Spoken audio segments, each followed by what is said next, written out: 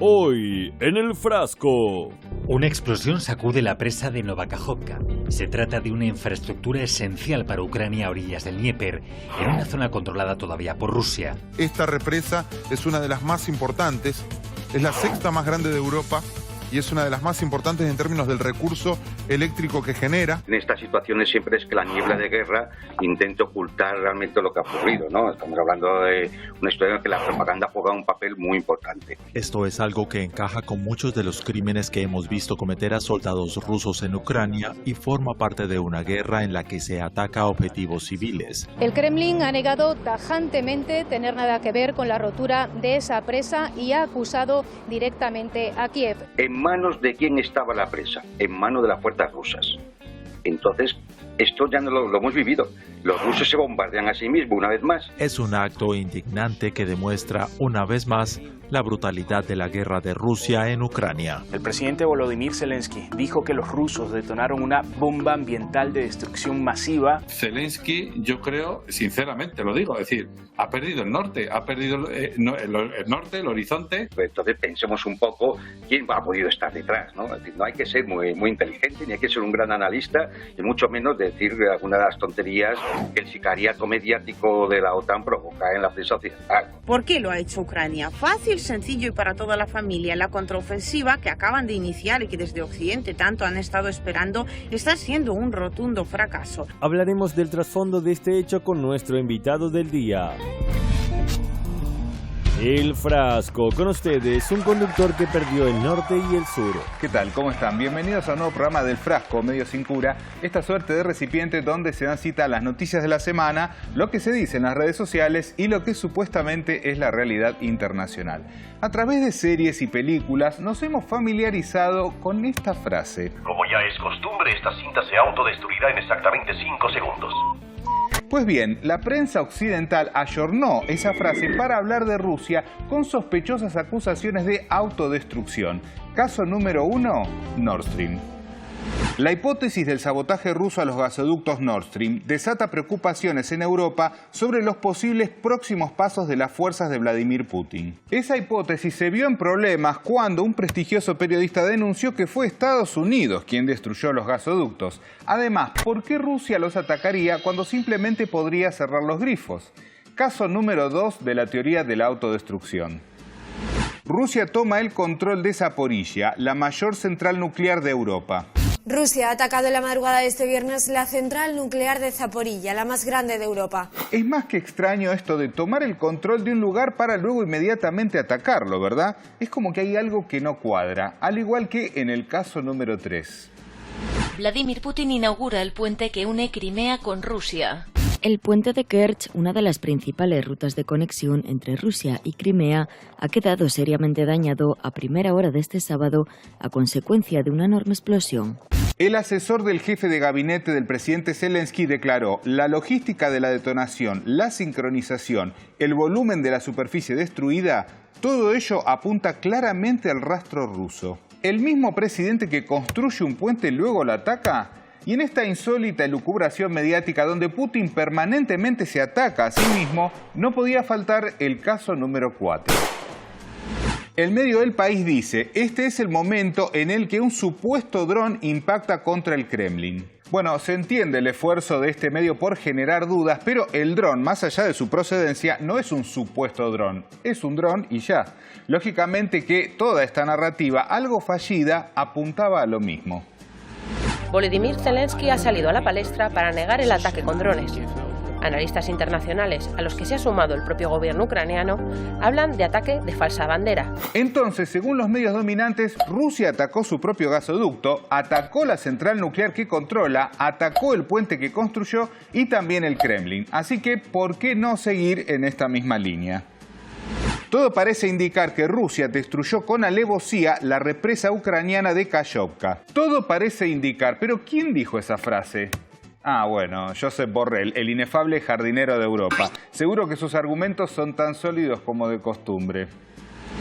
Yo evidentemente no estaba allí para saber quién lo ha hecho, pero todo parece indicar que si ha sido donde Rusia tiene control, difícilmente puede haber sido alguien más.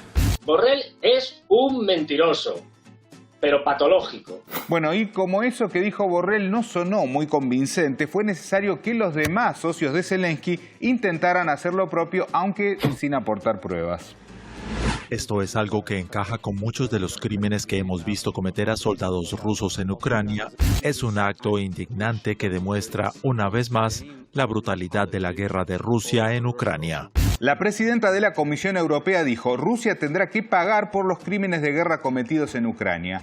Y en Twitter un usuario le respondió: mientras estás aquí acusando a otros, deberías estar en prisión y sabes exactamente por qué. Y hablando de acusar a otros, el propio Zelensky también habló sobre el ataque a la represa. ¿A quién habrá señalado? ¡Qué nervios! Увесь світ знатиме про цей російський злочин війни, злочин екоциду.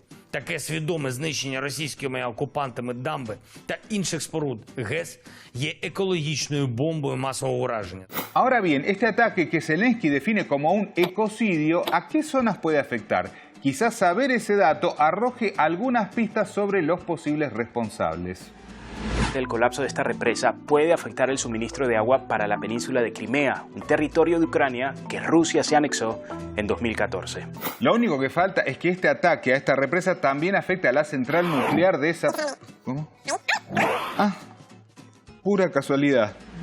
Pero la rotura de esta represa también preocupa porque suministra el agua que enfría los reactores nucleares de la central de Zaporilla, que está a 160 kilómetros río arriba en una zona controlada por Rusia. A ver si entiendo. Rusia entonces atacó una represa para afectar a una zona que controla Rusia y a una central nuclear que también controla Rusia.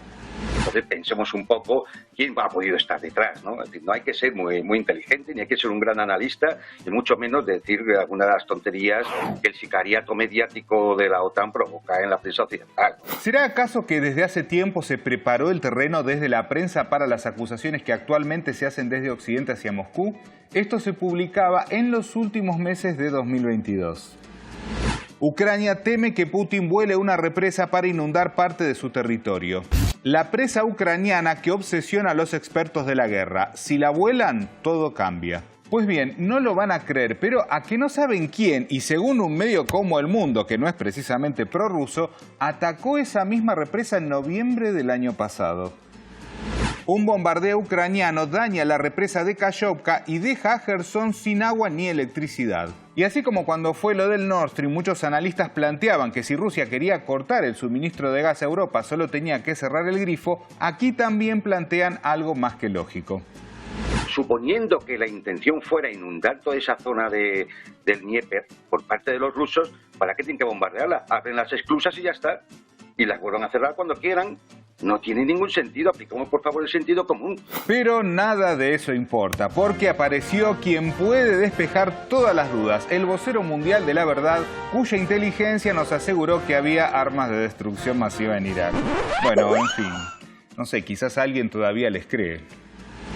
Washington tiene pruebas de inteligencia que demuestran que Rusia está detrás de la voladura del embalse Kayovka. Pero se ve que el guionista no llegó a redactar esas pruebas porque el portavoz de seguridad de la Casa Blanca fue puesto en apuros por una periodista que le planteó lo obvio.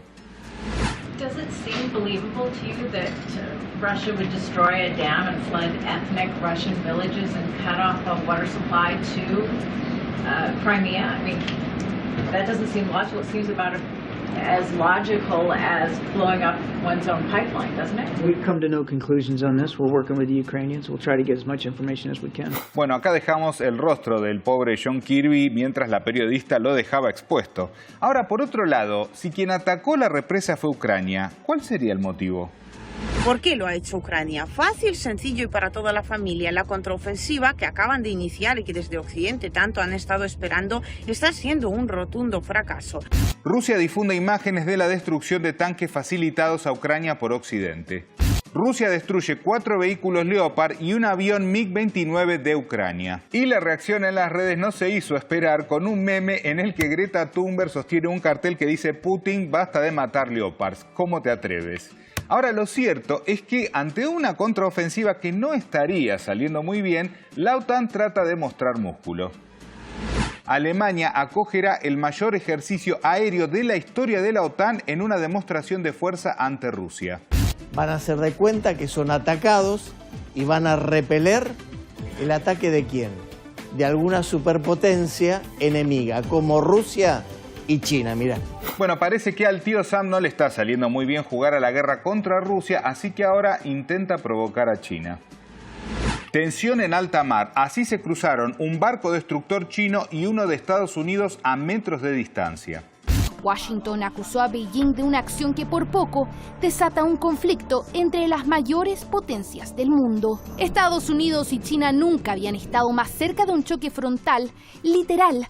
Es curioso que Washington acuse a Beijing cuando era su buque el que estaba un poquito más que lejos de casa. ¿Por qué los buques de guerra estadounidenses amenazan constantemente a China en el estrecho de Taiwán a más de 12.000 kilómetros de distancia? Y es que hay 360 millones de kilómetros cuadrados de océano en la Tierra, pero Estados Unidos se pasa justito frente a las fronteras de China. ¿Serán manotazos de ahogado? Los buques de guerra estadounidenses se están preparando para la guerra. Es como un ladrón parado en la calle e inspeccionando tu casa. Lo cierto es que se van acumulando las malas noticias marítimas para quien desde hace tiempo está viendo en declive su hegemonía. Irán formará una fuerza naval conjunta con Omán, Arabia Saudita y los Emiratos Árabes Unidos. Un desarrollo geopolítico absolutamente sísmico, aquí del cual Estados Unidos se tambaleará y al que Israel se pondrá al día durante años. Y hablando justamente de Irán, ese no fue el único dolor de cabeza para Washington en estos días. Presidente iraní parte hacia América Latina en una gira histórica.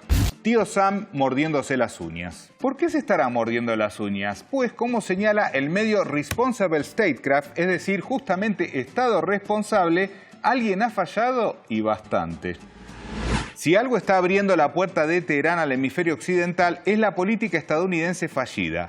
Las sanciones unilaterales de Estados Unidos contra países como Venezuela, Cuba y Nicaragua han acercado a estos países y ha causado más cooperaciones entre estas naciones con Irán. Se trata justamente de otro aspecto de la llegada del mundo multipolar y desde ya lo que está pasando en Ucrania tiene mucho que ver con eso. Ahora veamos lo siguiente y hablamos con nuestro invitado del día. Понятно, что украинской стране надо было скрыть эти 3 дня контрнаступа, где почти 200 бронемашин было уничтожено и более 2000 человек погибло.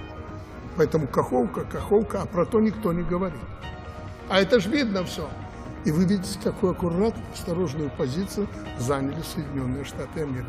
Обязан отдать им должное. Они сразу сказали, мы пока не можем сказать, кто это сделал. Мы должны разобраться. С чего бы это? Подумайте, с чего бы это?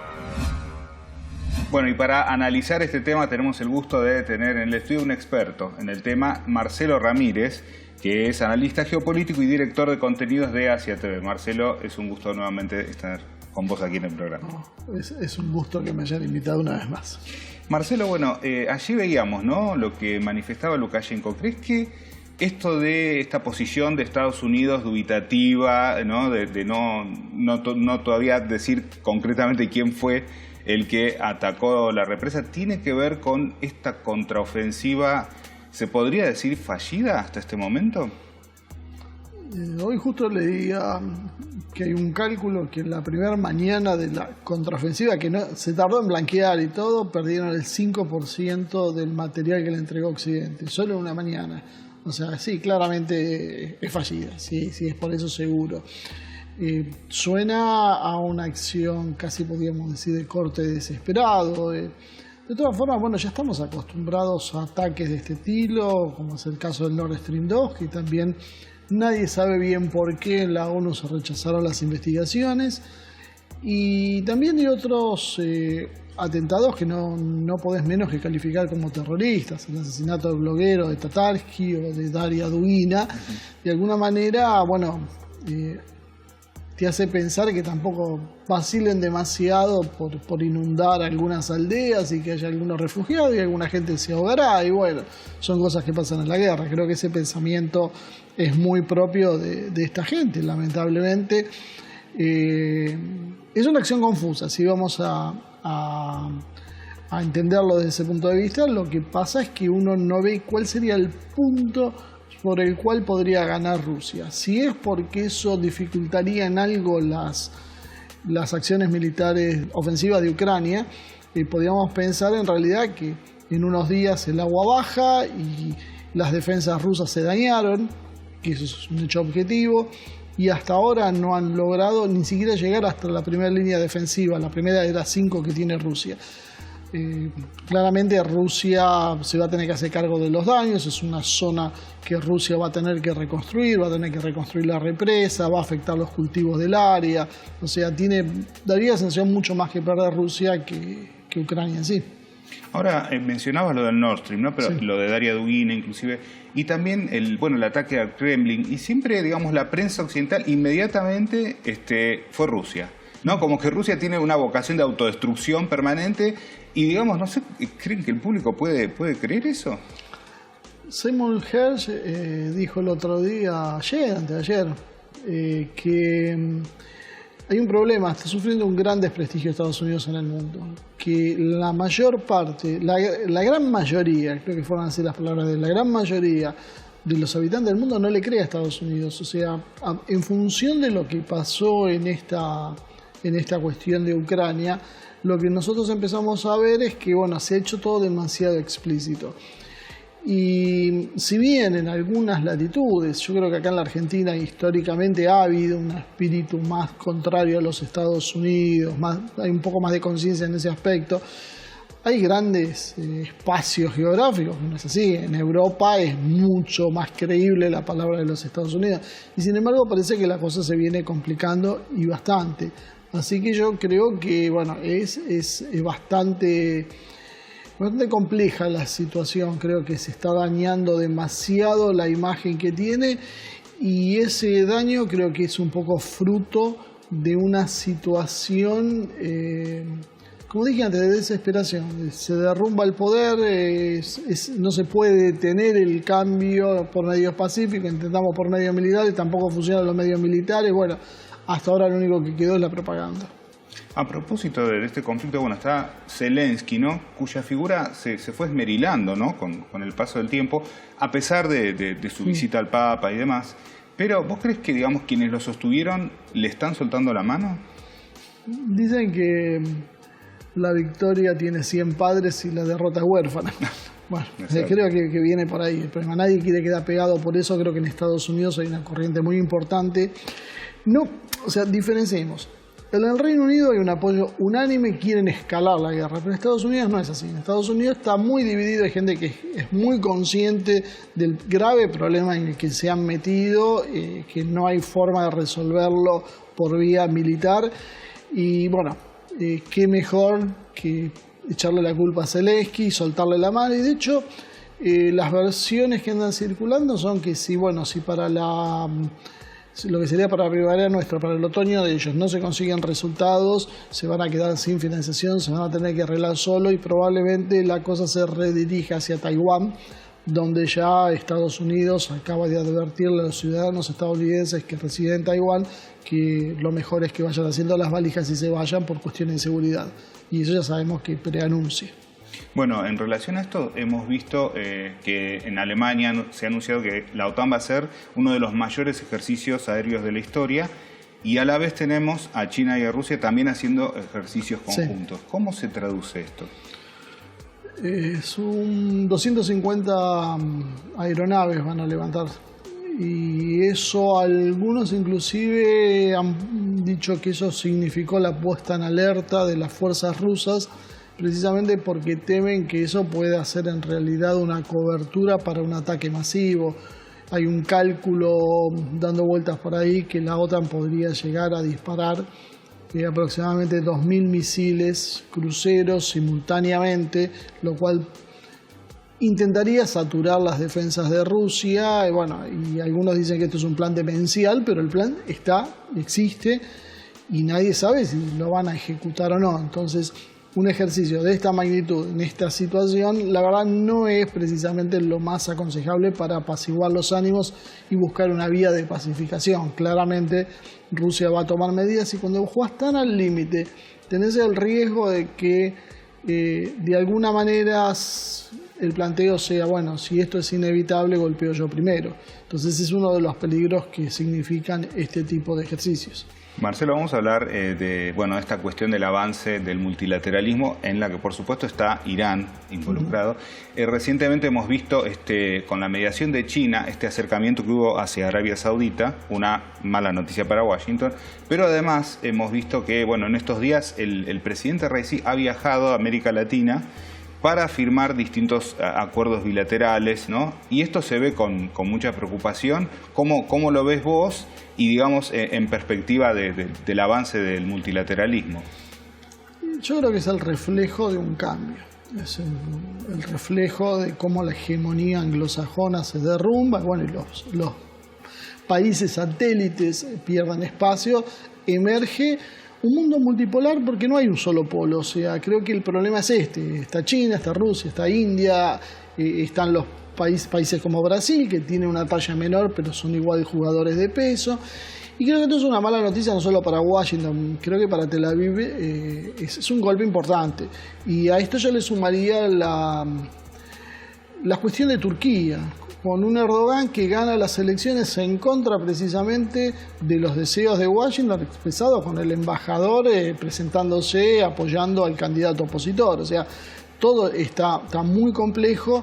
Creo que en América hace falta, en toda nuestra región, ver el mundo como hacia dónde está yendo, aunque sea por fines prácticos, ¿no? Ni siquiera hablo por temas ideológicos, aunque sea con un cálculo. El mundo está girando hacia eso.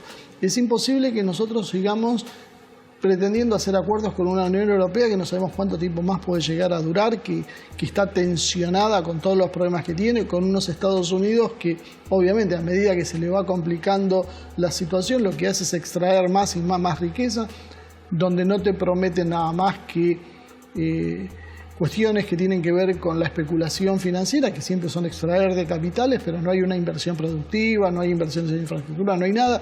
Y eso te lo proveen precisamente los países que están dentro de este esquema. Porque el mismo Irán, yo tengo conocimiento que han ofrecido hacer plantas de producción, por ejemplo, de microfertilizantes y otras cosas, y hay una negativa a escuchar cualquier posibilidad. Yo creo que hasta que de alguna manera no se pueda controlar, por un lado, el aparato mediático, que es básicamente la expresión más cabal de ese globalismo, y hasta que no tengamos élites políticas que tengan una visión soberana, que no tengan deudas personales muchas veces que saldar y que no tengan agujeros en su vida privada que permitan el chantaje, hasta que no podamos solucionar ese problema, esto va a ser muy difícil de cambiar, y estamos viendo un retraso con respecto a lo que pasa en África, lo que pasa con el sudeste asiático, con Asia Central.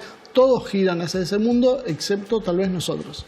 Bueno, en ese sentido se puede pensar, ¿no?, en lo que ha manifestado la jefa del Comando Sur, que ha dicho, directamente se refirió a los recursos de la región casi como si fueran propios, ¿no? Y se puede pensar quizás a futuro en conflictos por la enorme riqueza y biodiversidad que hay en el continente.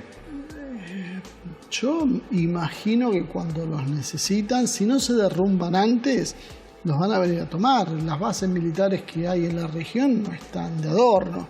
O sea, está todo calculado como para llegar hasta la Antártida con un vuelo de base en base, sin necesidad de reabastecimientos.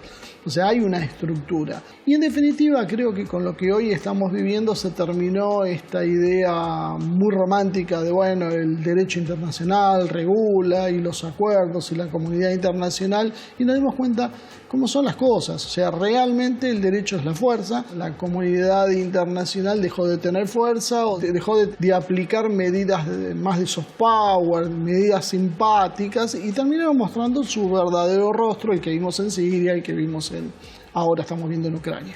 Marcelo, muchas gracias por haber estado aquí en el programa. No, gracias una vez más, como te decía, por invitarme y poder charlar. Es muy agradable venir acá.